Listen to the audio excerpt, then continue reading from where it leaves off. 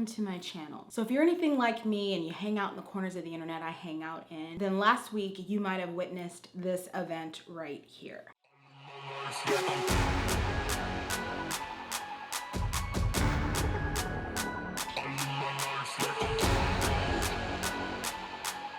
A nearly 4 hour, or 4 hours? I want to say almost 4 hours, because the first part one was like an hour and maybe 20 minutes. And then part two was like an hour and 50 minutes. So together that's 2 hours. It's like 3 hours and some change. I don't know. It was long. And I sat there and I watched all of it. I've gotten a couple of DMs and comments and questions about what my thoughts were on it. And I wanted to wait because, first of all, I wasn't sure if I wanted to wade into this part of the internet again. I think talking about certain issues can bring a certain type of energy to your page. And even though I'm still not quite sure the extreme, the absolute direction I want to go in, I know that there are certain topics that I want to avoid. In fact, the algorithm, or people had been watching some of my older videos, and I don't know why, and I would check my comments, my little bell notification, I check my comments, and I would see some kind of spicy comments on some older videos, and I was like, why are we still having a conversation? This video is 2 years old. Oh, turn the comments off, or in some cases completely take the video down, because I just I don't care if it's up anymore. So there are certain topics and things that I want to stay away from moving forward, but this one was kind of personal. If you don't know anything about this situation, I'm just gonna sum it up really quickly for you. Danae Jackson was married to a Instagram and YouTube dating coach charlatan, or as somebody else said, put it, a snake oil salesman named Derek Jackson. I have done a couple videos about them, literally two, because in the last 2 years, this is now the third year we've gotten information about them that's threatened to break the internet. Within the last 2 years, 2021 and 2022, I witnessed, along with everybody else, the kind of unraveling of the empire that Derek had built. And he built the empire on this idea that he was this great and wonderful and wise guy, and he was there to give women advice on how to attract a great and wonderful and wise guy, and what to do to make sure they're not in situations where they're being abused or taken advantage of, or with somebody who doesn't really see their worth, etc., right? In March of 2021, I believe, is when we all found out, March or April of 2021 is when we all found out that this man had been married the whole time. I didn't know this. I had no idea that he was married. I started watching his videos because I was like, oh, there's a cute guy in a car talking. What's he talking about? And I would see the car seat in the back of the videos, but I didn't see a ring. Did not see a ring, so I did not think that he was married. And then in the spring of 2021, he had to come out and say that he was married because it came out that he had been cheating on his wife. And that is when we as a group, the internet, met his wife. And we did not meet who we thought he might be married to. We didn't meet someone who was, had a lace front wig on and mink eyelashes, and or someone who had I was gonna call it a French press, y'all. What's it called? A silk press and a 3-piece suit. And even though if you check Danae's Instagram, you check her pictures that she has, she's had those moments. Who we met though was a woman in the middle of a battle, which is why she very much looks like a soldier off duty. She's wearing a Black Panther beret. She's wearing a camouflage-y type top. She looks like she's going to war. And that was very, it was very alarming for the internet. I remember there being a lot of memes, a lot of jokes. I laughed at a lot of them.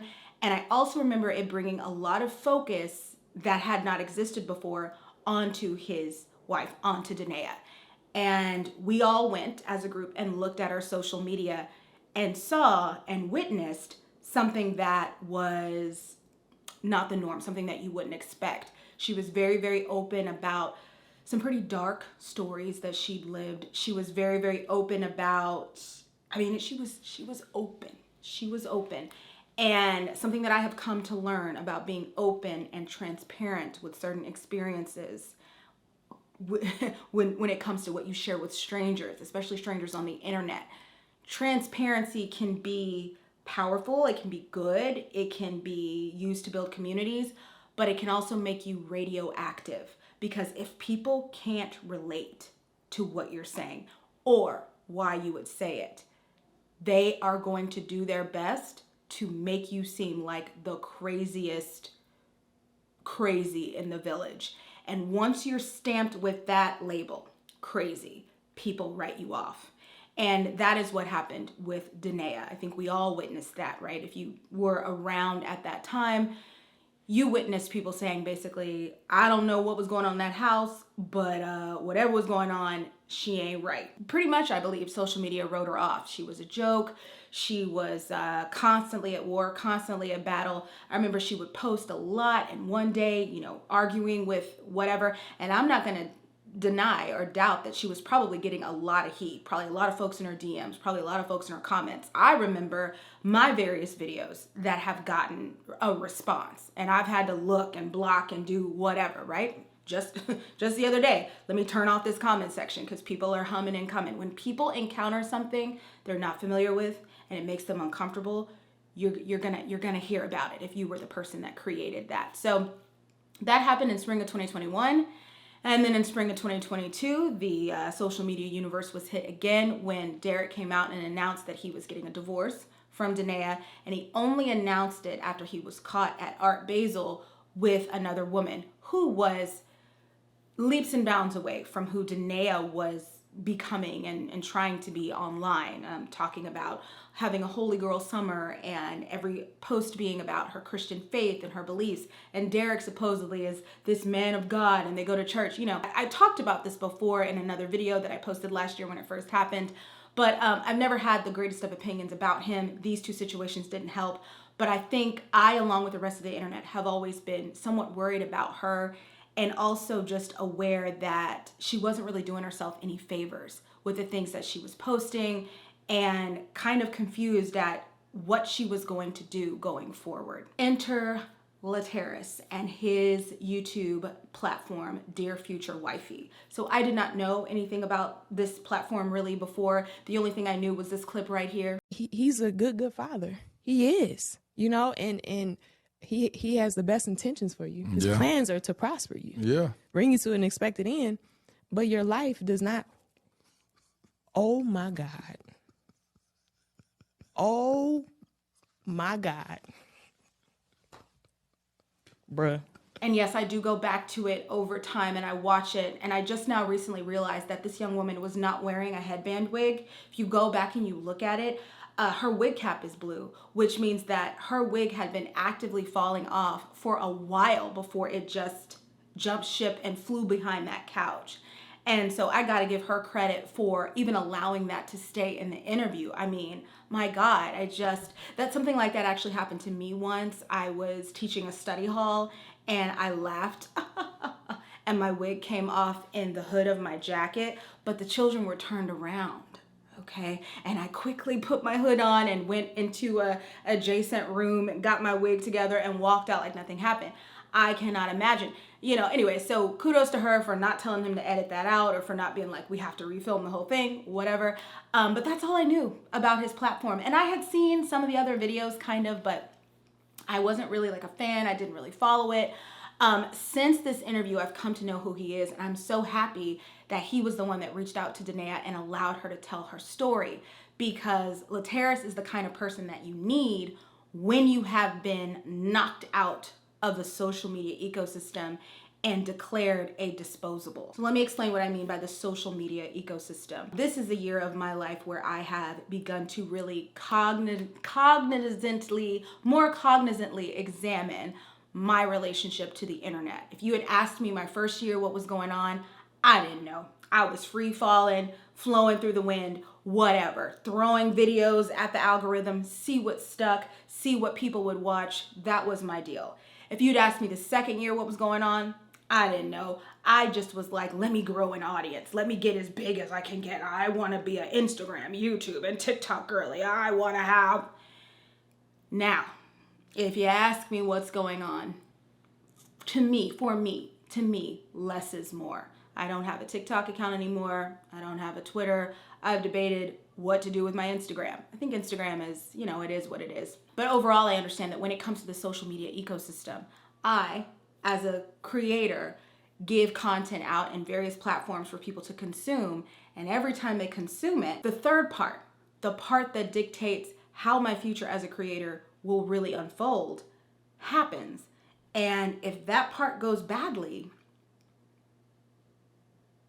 it's all over. And that part is the criticism. And criticism isn't always negative, okay? If you look up the definition of criticism, you get two definitions. One is, of course, look at something, find the fault within it, judge it, get it out of here. And the second one is just look at something, make an analyzation, make a judgment, move on. Sometimes that analyzation is really positive. When you look at creators and you can tell that their consumers, their audience have seen what they're putting out and they've loved it, they've given themselves the chance to digest it and decide like where it belongs in their life, and they love it. You see people build platforms really, really, really fast. 1 million followers over here, 1 million followers over here. Brand deals, opportunities falling from the heavens like manna from the sky back in the Old Testament, right? But when it doesn't go that way, when things tend to go down a little bit harder for people, when what you're putting out, they can't really swallow it, your life in the social media ecosystem is going to be fractured. Your opportunities are going to be less. The joy that you get from interacting is not really going to be there. And in some cases, like Danae's case, when you actually have something you really want to do within the space, like for her, she wants to be a coach, she wants to uplift women, she wants to use her stories of infidelity and her struggles with mental health, et cetera, to, have her discipleship programs and so on and so forth.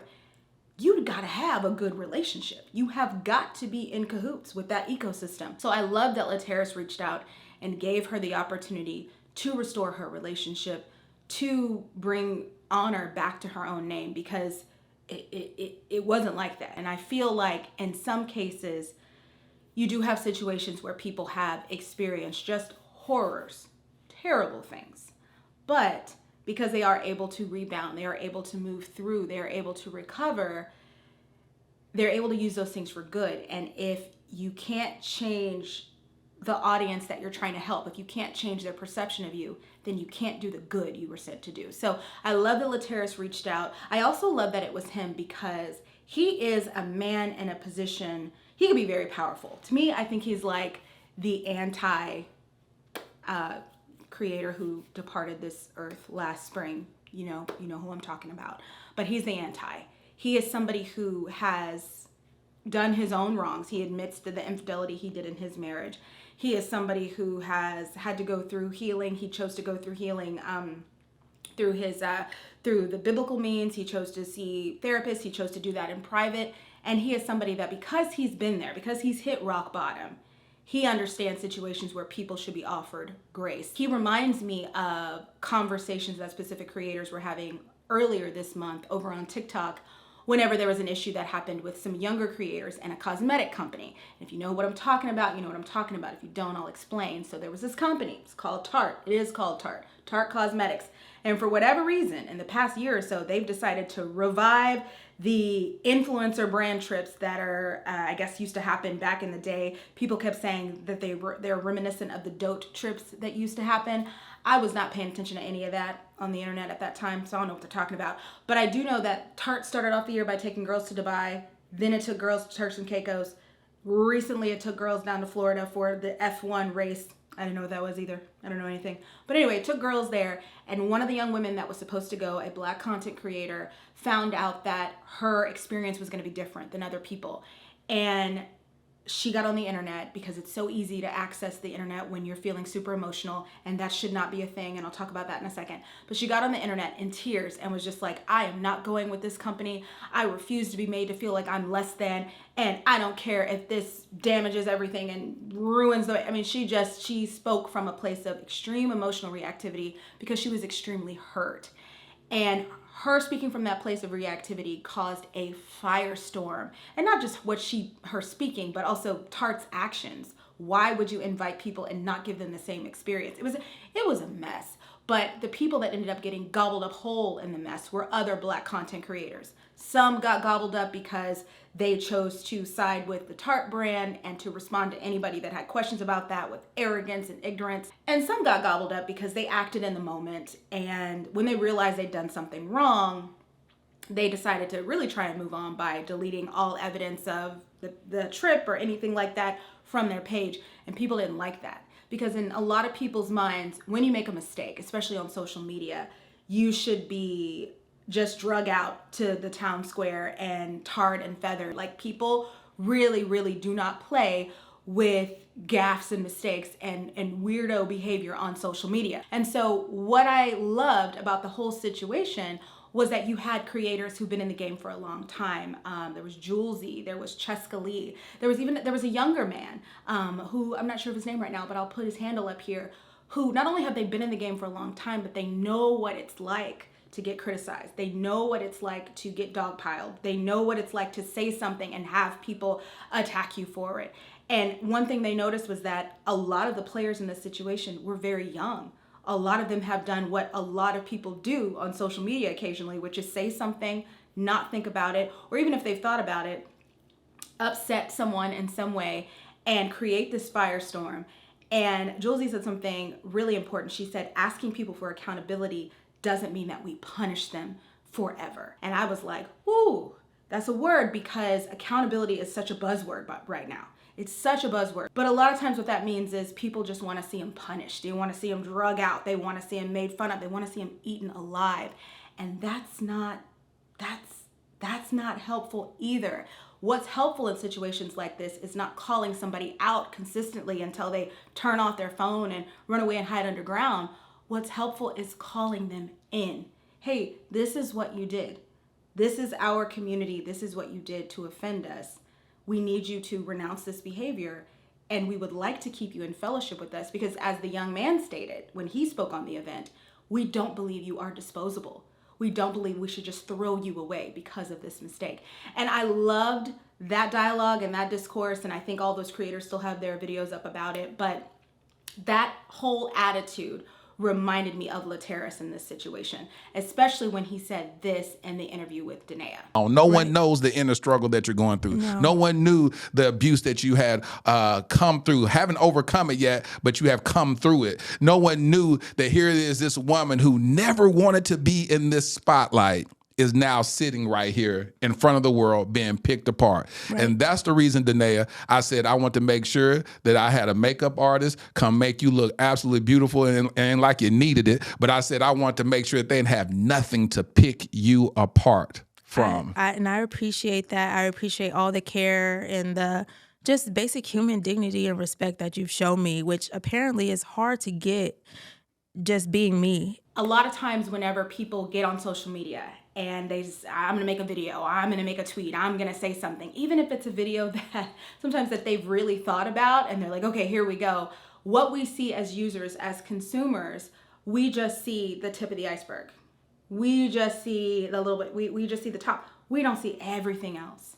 We don't see all the other experiences, all the other conversations, all the other realities that went into that one moment in time for that creator. And if you're not the type of person that has been in that position before, where you've said something, you've done something, whether it's on social media or off, you're not going to be the type of person that believes that those people deserve a chance for redemption.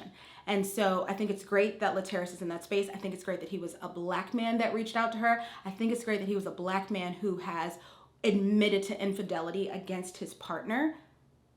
And so therefore he knows the kind of pain and the kind of struggle that can impart on someone. And I love the fact that he let her talk. And some people had an issue with the fact that they were laughing. And they keep saying in the video, if you don't laugh, you'll cry. Maybe they don't say it, but people say it a lot. Sometimes you have to laugh to keep from crying. The things Danae shares are heavy. The things she's been through, whether she put herself through them because she thought that's what she deserved at that time. I know I've done that. Whether it's me putting myself through a workout that I know my body can't do, but I deserve it. I gained 3 pounds. I did it, girl. Or whether it's me dating someone that does not mean me any good, but I'm a single woman past a certain age, so I deserve this terrible situation. It doesn't matter. It doesn't change the fact that what she went through was incredibly traumatic. Many times in the interview, Laterras is like, okay, Danae, we got to stop right here. Okay, let's stop right here though. Because it's so heavy. It's heavy. It's hard to hear. As a person listening to it who has my own stories, I cannot compare to the stuff she was saying, but someone with my own stories, I was like, it was tough to hear. And so I didn't see a problem with lightening those moments with a little bit of levity. I don't see why people were so offended by that. I think once again, it goes back to, if you haven't been in that moment, you haven't been in that seat, you haven't been trying to work through that kind of trauma, you may not know why it helps to laugh instead of be so serious. So I appreciated the laughter. She's actually very funny. That's something that I was surprised and excited to see. And something I've noticed too, people that have been through really extremely tough times, you either get very hardened by it, or you're the funniest person that ever walked the face of the earth. And one of the responses in her stories, I noticed that she said, hey, I want to be a comedian. Whatever she wants to do, I hope she gets the chance to do it. I think an interview like this, like I was saying earlier, what it does is it hopefully reinstates her relationship with her possible consumers. Because if your audience writes you off, if your audience says you're disposable, if your audience that you're trying to get to is like, oh, that person is weird, we can't, then it can damage your brand, it can damage your future goals. And if your future goal is to try and help people, well, what you want is the opportunity to reclaim your name and restore some faith that people may have lost in you because they saw you flipping out on social media. And I want to say this. I talked about how easy it is to access online and to be able to put ourselves out there and to say whatever we want to say. And I know right now AI is kind of in the hot seat, but what I would love to see is there be prompts, automatic prompts before you post to Instagram, before you post to TikTok, before you post to Twitter, kind of like a pause before you post situation where you are given questions and prompts to help you rethink. Let's think about this before we put it online. Is, number one, am I still going to feel this is necessary to say in 24 hours? How about 72? How about a month from now? Are you still going to feel this is necessary to say? Number two, is saying this going to damage my brand, damage personal relationships, damage my experience when I go on social media? Because you want to have, if you're a person who does create content or a person who consumes, you want to have a good experience when you go online. You don't want to go online and feel like, have a panic attack every time you log into your account. So it's like, is posting this going to affect me in a negative way? And I think those kind of prompts would be great, because one thing I'm noticing is that, people just pick up their phone and they just start talking. So you get people just sit in front of a camera, hey, we just start talking. Because we're not a lot of times thinking about the repercussions that might follow us down the road. And so when I saw this interview, I said, this is great, because this was a woman who was really in the eye of her own personal storm. And she was just talking, and she was just posting, and she was doing the best that she thought she could do at that time to combat what was coming at her. And a lot of people had a problem with her and her curse, the way she color purpled everybody who was looking into the situation, and they were so upset about that. And Lateris does bring that up. If you've seen it, he brings up that curse, and she says, I was doing Psalm 109. I was speaking to my adversaries, people who were coming against me. God gave me the words to say in that situation. And I think for me, I just kind of laughed at it when it happened, because you don't have the final say over my life. Whoever it is, God has the final say. And so you may think you're wishing things upon me, you're trying to hurt me, you're wishing for the worst thing in the world that could happen to me. But unless he opens that curtain, unless he opens the veil, unless he allows it, then it's not going to go down. So when she was doing that, I was like, yeah, this would have been a great time for some of those pause before you post prompts. Hey, girly, would you want to say this a little bit? Is this right? Is this the right thing? But also I want to say that she was talking to her adversaries. And if you've never been cooked by the internet, if you've never been in the middle of a pile-on, if you've never had people wishing you the worst in the world, then you may not understand where that comes from when you feel like you are battling.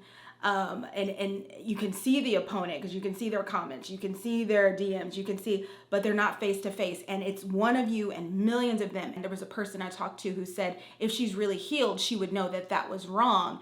And I think that it's going to take probably a long time for her brain to come to full understanding of what was going on and how she responded. And I think the Danae we got in that interview is leaps and bounds from the Danae that said those things. And I think if you take her maybe a year from now, you probably will get a person that says, hey, I shouldn't have said that.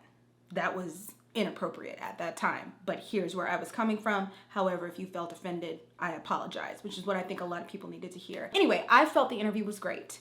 And I have seen a lot of people talk about it, and I've seen a lot of people give their 2 cents, and a lot of the things people have to say deal with her attachment styles or dating men who don't mean you any good. But I just thought it was so important to also highlight why an interview like this even needed to occur. When you're talking about the very delicate ecosystem of social media, and you're talking about people who throw themselves into the gauntlet, throw themselves into the arena, and they start sharing either because they really want to from the beginning, or they marry a man who amasses millions of followers and opportunities and turns out to be a complete hypocrite and hoax, and now a spotlight is on them. For whatever reason it is that they've thrown themselves online and started sharing, it's a crazy experience when you're knocked out of the ecosystem. When you do something and people say, okay, this person is a disposable. And so a lot of times it takes somebody who's either been where you are or who can see past what you've done to call you back in instead of calling you out. To say, hey, I'm giving you an opportunity to tell your story because I believe that behind those actions is a person with some sense who was operating from a nonsensical place. And I think that that's what Laterris did for Danae. And I hope that for as long as social media exists, there are platforms like Laterris's where people can go on, they can uncover their own truth, they can tell their own stories. But I loved watching Danae on there, and I hope that as she goes forward, she's able to tell a much better story than the one that she's already told. So how about you? Did you watch the interview? What did you think of it? Did you like it? Did you hate it? Please feel free to let me know in the comments below. And as always, thanks for watching.